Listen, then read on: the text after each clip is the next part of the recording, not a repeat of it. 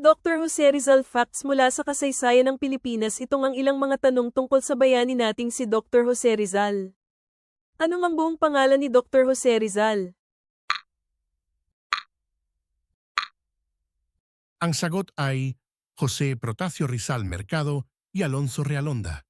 Kailan ipinanganak si Dr. Jose Rizal? Ang sagot ay Hunyo 19, 1861 at namatay siya noong December 30, 1896.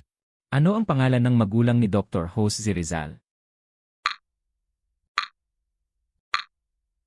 Sagot ay sila Francisco Engracio Rizal Mercado y Alejandro at Teodora Morales, Alonso Realonda y Quintos. Sana'y mayroon kayong natutunan. Mag-follow lang sa aking page, tiyak na matutuklasan ninyo ang ating kasaysayan. Maraming salamat.